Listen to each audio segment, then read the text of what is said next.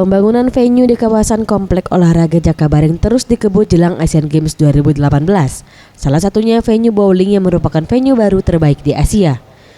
Menurut Sekjen Pengurus Besar Persatuan Bowling Indonesia Aswin Liman Santoso mengatakan, venue bowling ini memiliki 40 line yang merupakan salah satu venue terluas dan pembangunannya hampir rampung, tinggal menunggu progres sertifikasi dari Asian Bowling Federation di akhir Januari ini.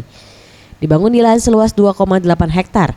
Memiliki 40 lintasan yang menggunakan alat dari Amerika Kubik AMF yang dipakai di line internasional dengan kapasitas 600 penonton. Bahkan mungkin di Asia Tenggara. Oh ya? 40 lane ini. Ya.